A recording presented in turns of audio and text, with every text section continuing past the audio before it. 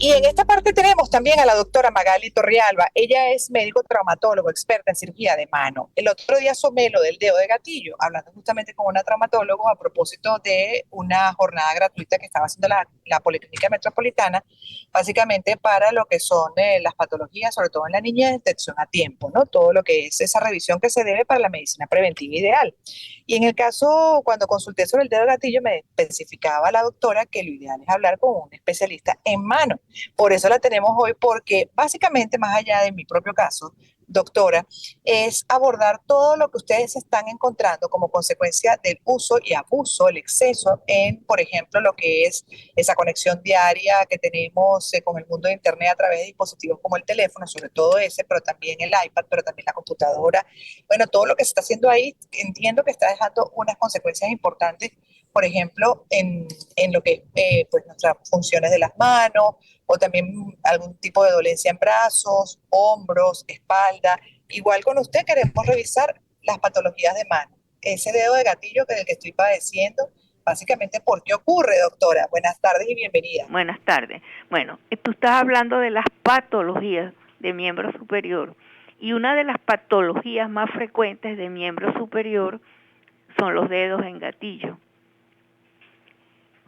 Esto estamos comprobando que el aumento tan exagerado que ha habido en los últimos meses es debido al sobreuso en este momento de, de cantidad de deportes, vamos a decir, vamos a empezar por ahí, de deportes, de el sobreuso de la mano por actividades que las pacientes realizan sin control, sobre todo las que trabajan en computadora, en computación, son una de las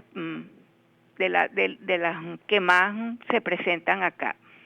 Existen muchas otras patologías, pero yo considero que una de las más frecuentes es la patología del sobreuso y del exceso de uso también, el exceso de fuerza que se utiliza en las manos por los diferentes auges que hay en este momento de deportes y es de una consulta diaria en volumen alto de pacientes. Ah, fíjese, por actividades deportivas que entiendo también era el dedo de gatillo algo frecuente o es frecuente en las personas, los músicos, los instrumentistas que están También, también haciendo un uso excesivo de las exactamente, manos, ¿no? Y exactamente. en el caso de nosotros, que no soy ni músico ni tampoco soy una deportista fajada, pero sí creo que hago bastante uso del teléfono, sobre todo el teléfono, Teléfono, y sí, el nunca teléfono antes había padecido del dedo de gatillo. en el teléfono en este momento, pues, merece una conferencia especial porque la gente no lo despega y a veces no lo despega de la mano. Tú ves la gente que pasa horas con el teléfono metido, con la mano semiflexionada sosteniendo el teléfono y hablando también. Y Ujú. por supuesto la visión también se va a complicar en estos casos. Sí. Y el peso, porque es el uso, es todo lo que es el uso con los dedos, pero también el peso que uno sostiene constantemente, porque los teléfonos no son livianos, sobre todo estos que Exactamente. vienen con tantas funciones, cada día siento yo que pesa más a pesar de que les bajan el tamaño. Y ahí la pregunta, ¿qué es lo que exactamente produce lo que llaman ustedes el dedo en gatillo? ¿Qué es lo que se manifiesta y cómo se No, trata? desde el punto de vista médico clínico y de origen de la enfermedad, todo el mundo tiene los tendones que discurren como en unos pequeños tubos por la mano y que esos tubos o esa membrana de sinovial que lo recubre va reforzada en algunos puntos con las poleas, lo que llamamos las 3 poleas de cada dedo, para permitir la flexoextensión de la mano, de los dedos, pues, de todos los dedos. Ujú. Esa flexoextensión, si tú mantienes en flexión forzada, por ejemplo, eh, ella va a liberar más líquido sinovial y ese líquido sinovial va a irritar ese conducto y esas poleas se van endureciendo y van produciendo dolor. Va al lado de una sinovitis, porque el tendón entonces se inflama y duele y más agudo se hace el dedo en gatillo. Que amanece, porque además describa cómo es, cómo suele ocurrir el dolor, porque yo amanezco entumecida de un dedo y me cuesta hasta doblarlo, volver Claro, a la porque normalidad en las mañanas exacto, cuando lo mantienes en reposo y flexionado, las poleas están dobladas y lo mantienes en una sola posición, pero eso ocurre instalada ya la enfermedad, instalada ya, comenzando ya el bloqueo de los tendones flexores. Cuando ocurre eso, que ya si estás en reposo y te levantas y vas a flexionar la mano tienes dolor, o vas a agarrar un vaso o cualquier actividad de peso mínimo te va a molestar. Y entonces, ¿qué se hace en esos casos? Porque seguramente algunos de los que están escuchando dirán, wow, a mí me está empezando, o sí, estoy como Gladys. En esos casos, pues, ¿qué es lo que viene después? ¿Qué es lo que uno debe hacer? Además de dosificar, me imagino, el uso también del Sí, dispositivo. bueno, eh, aparte de que los pacientes consultan cuando ya están pegados, mínimo un grupo de personas que quizás se preocupen más, si ellas consultan cuando está comenzando la sinovial, la sinovitis y el endurecimiento, vamos a llamarlo así, de las poleas, puede ser sometida a un tratamiento médico y a una rehabilitación y el paciente puede mejorar.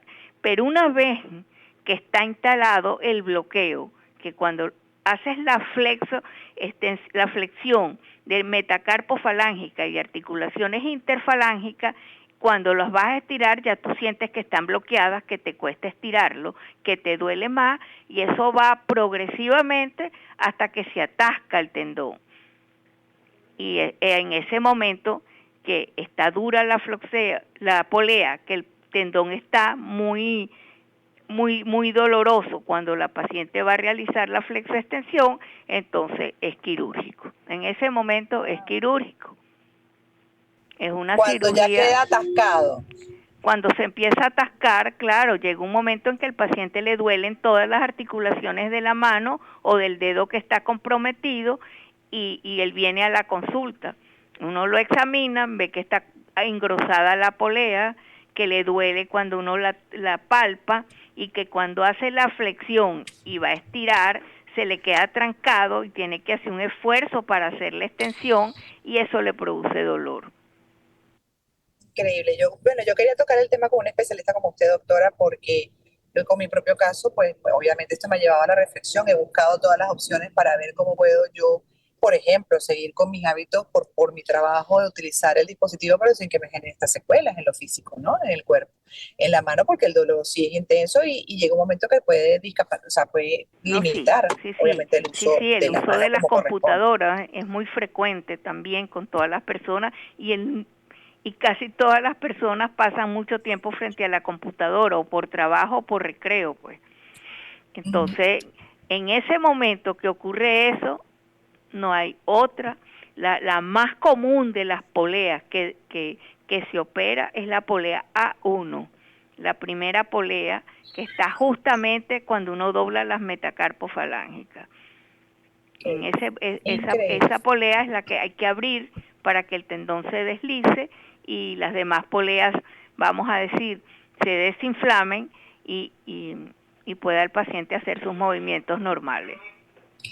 Todavía faltaría desarrollar pues algunas piezas o recursos ergonómicos que permitan hacer uso de todos estos dispositivos, computadoras, los laptops, los celulares, la gente que trabaja en general con tecnología, que tiene que estar, bueno, con unas posiciones incómodas. Faltaría como desarrollar más recursos ergonómicos para que se contemplen desde que se inician alguna Bueno, actividad, porque mira, eso es parte como de la medicina preventiva. Bueno, esto es lo que me toca hacer, sí, cómo me sí, preparo, pero cómo me protejo yo, para ello. yo creo que no, porque es que si haces una lista de todas las enfermedades o las dolencias de los pacientes, es casi todo lo que se hace en sobreuso con una mano va a provocar una de esas patologías. Igual pasa con las patologías del túnel carpiano. a veces es la muñeca, y ahí en la muñeca es que se atasca el nervio. Entonces, son patologías que están muy ligadas al mal uso y al sobreuso de las articulaciones de las manos. Ahora, cuando le está empezando, que yo te decía, en la etapa de inflamación, de sinovitis, si se hace un esquema de tratamiento y un esquema, vamos a decir, de terapia, el paciente puede mejorar también. Y se puede pasar también a una infiltración sin abusar absolutamente de esto, porque puede traer consecuencias nefastas para los tendones. Entonces, muchos médicos nos cuidamos mucho de hacer las infiltraciones. Las hacemos cuando las condiciones están dadas. Amerita, cuando no queda otra opción, pero cuando no tenemos la opción de operación, pero en esa etapa intermedia tenemos esa opción.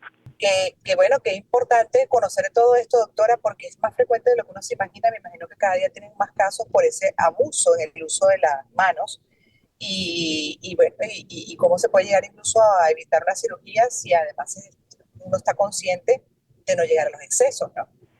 Sí, pero para un cirujano de la mano, vamos a decir, de los cirujanos de la mano que estamos en consulta, que sea constante, pues que tenga su consulta y todo, si tú le pides un porcentaje de los pacientes que presentan dedos en gatillo o dedos en resorte, es muy alto. Es muy alto, el motivo de consulta es uno de los más altos que hay. Claro, lo bueno es que tenemos varios métodos de tratamiento para controlarlo. Doctora, mil gracias por la información que ha compartido con nosotros. La verdad es que muy útil, y sobre todo porque son muchísimas las personas, me incluyo, que estamos excediéndonos en el uso de dispositivos durante el día, y ya en mi caso pues además padeciendo con esto que llaman el dedo de gatillo, y otros en sus actividades físicas también deportivas con alguna consecuencia en las manos, dedos, brazos, hombros, espalda y así un largo etcétera. Para reflexionar, pues nos llevamos como tarea esta información que nos ha compartido para tener mucho cuidado, obviamente, y no excedernos. Básicamente todo en exceso hace daño.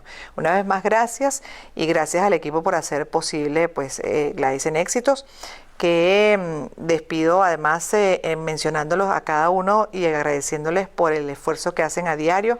En la producción, Michelle Cabrera, Paula Muciotti, Daniela Pérez; en la asistencia de producción, Valentina González; en la gerencia de producción, Yohara Paredes; en los controles, Gibran Gamardo; en la edición y montaje, Kevin Aguirre. Y este programa fue presentado por Puig con su nueva María Puig sin azúcar, sin